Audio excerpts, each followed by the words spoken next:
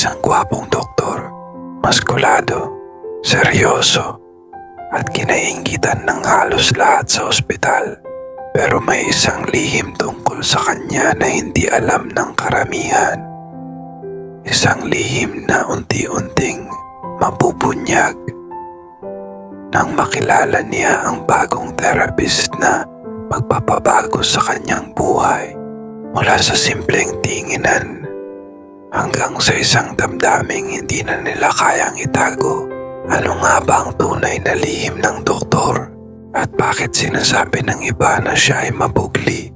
Alamin natin sa kwentong ito na pinamagatang Ang Lihim ng Mabugli na Doktor.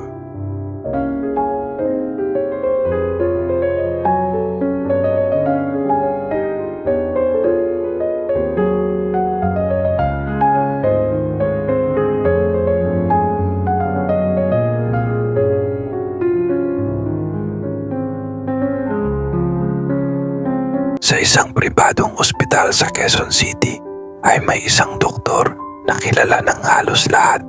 Si Dr. Rafael Gomez. Matangkad, maskulado, makisig ang mukha, at higit sa lahat, sobrang gwapo. Maraming nurse ang lihim na may crush sa kanya. Pero may isang chismis na palaging naririnig sa hallway ng ospital. Alam mo ba, mabugli daw si Dr. Gomez. Talaga? Oo, pero sobrang tahimik niya. Hindi ko alam kung totoo yun. Dahil ako, si Albert, ang bagong physical therapist ng ospital, ay ngayon ko pa lang siya makikilala.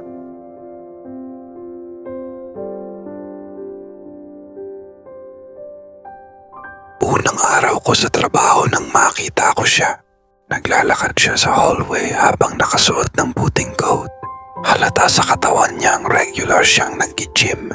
Malabad ang balikat at bakat ang mga braso sa ilalim ng damit. Bigla siyang tumigil sa harap ko. Trainee ka? Medyo malalim ang boses niya. Opo, bagong therapist po. Tinitigan niya ako mula ulo hanggang paa. Parang sinusuri. Bahagya siyang ngumiti. Interesting. Hindi ko alam kung bakit, pero parang kinabahan ako. Ano pong interesting, Doc? Tanong ko. Lumapit siya ng kaunti. Maganda ang posture mo. Napakurap ako. Salamat po. Tumawa siya ng mahina. Therapist ka nga pala. Pagkatapos nun, naglakad na siya papalayo.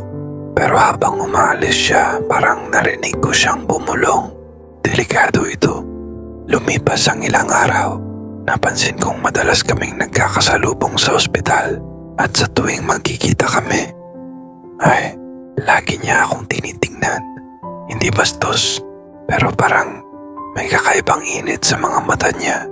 Isang gabi, pareho kaming nag-duty ng late. Halos wala ng tao sa hallway. Habang naglalakad ako papunta sa staff room, ay may humawak bigla sa braso ko. Napalingon ako, si Dr. Rafael. Doc, tahimik lang siyang nakatingin sa akin. Albert, who? May itatanong ako. Medyo bumilis ang tibok ng puso ko. Ano po yon? Lumapit siya ng konti. Kaya mo ba? Parang kinilig ako dun mga ka-starbuzzers. Oo, kayang-kaya ko kahit gaano pa kalaki ang iyong poste ng Meralco. Kinikilig na sabi ng aking isip. Hindi ako agad nakapagsalita. Tumango ako kahit kinakabahan. Yes, Doc, kaya ko po. Magkasama kaming nagtrabaho ng halos 1 oras para ma-stabilize ang pasyente. Hindi kami halos nag-usap, pero ramdam ko kung gaano siya kaseryoso sa ginagawa niya. Nang matapos ang lahat, napaupo ako sa isang upuan na hinihingal. Good job, sabi niya. Napatingin ako sa kanya. Sandali akong natigilan. Sa unang pagkakataon ay ngumiti siya. Hindi malaking ngiti. Pero sapat para mapansin ko kung gaano siya kagwapo kapag hindi siya suplado. At hindi lang iyon. Napansin ko na mukhang may ipagmamalaki ang poste ng Meralco ng doktor na ito. Hindi ko akalaing sasabihin niyo yan, Doc. Sabi ko, bahagya siyang tumawa. Hindi lang ako mahilig magsalita, sabi niya. Pero napapansin ko kung sino ang nagsisikap. Tahimik ang paligid ng ER. Ilang segundo kaming nagkatitigan. Hindi ko alam kung bakit, pero parang may kakaibang kaba sa dibdib ko. Alam mo, bigla niyang sabi, akala ng lahat suplado ako. Hindi ba? Biro ko, napailing siya. Siguro, sabi niya. Pero mas madali kasing magmukhang matigas kaysa ipakita kung ano talaga ang nararamdaman mo. Lumapit siya ng kaunti. Albert, mahina niyang sabi, "Yes, Doc. Tandaan mo," sabi niya, "magiging magaling kang doktor balang araw." Naramdaman kong uminit ang pisngi ko. "Salamat po, Doc."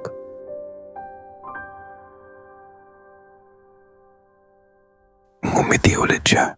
Hindi yung usual niyang playful smile, kundi isang ngiting seryoso. Simula noon ay mas naging malapit kami. Madalas kaming nagkakasabay sa cafeteria, nagkukwentuhan tungkol sa trabaho, sa pamilya at sa buhay. At unti-unti ay napansin kong iba na ang pakiramdam ko kapag kasama ko siya. Isang gabi habang nag-uusap kami sa rooftop ng ospital, bigla siyang naging seryoso. "Albert." "Yes, Doc." May aaminin ako. Tinitigan niya ako ng diretsyo. "Hindi ako mapugli," sabi niya. Napangiti ako. Buti naman." Pero lumapit siya ng kaunti. "Pagdating sa'yo, parang tumigil ang mundo. Hindi ko mapigilan ang sarili ko."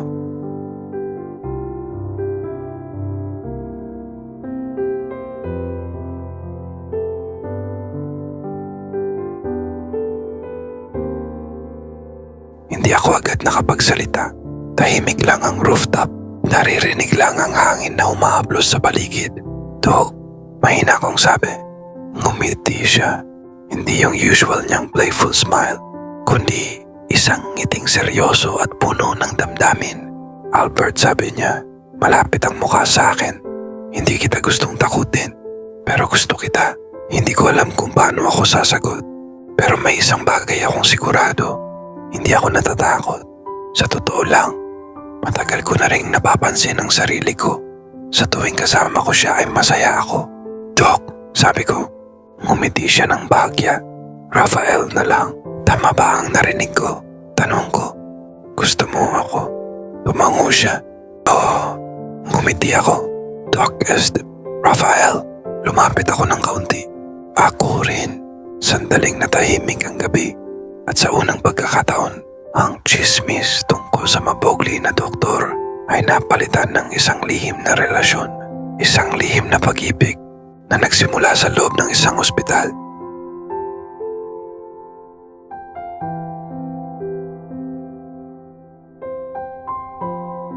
Matapos ang kanilang pag-amin ng kanilang nararamdaman, ay dun din nagsimula ang kanilang tiyugtiyugan. Tiyugtiyugan sa bakanteng kwarto ng ospital, sa rooftop, sa sasakyan ni Doc Rafael. At minsan ay umuuwi sila sa kondo ni Doc para dun sila magtiyugtiyugan ng mag-tiyugtiyugan. Sa bawat gabing kanilang pinagsasaluhan ay panay ang reklamo ni Albert dahil hindi niya lubos maisip na ganun kabangis ang kanyang boylet na doktor. Pagdating sa yugyugan, yung tipong mawawasak ang kanyang mundo. Pero siyempre, bilang tiyutumesa buong puso niyang hinahandog ang kanyang sarili sa maskuladong mabogli na doktor. At yan nagtatapos ang kwento ng dalawang lalaki na nagjujugyugan sa loob ng ospital. Maraming salamat sa pakikinig mga ka-Starbuzzers.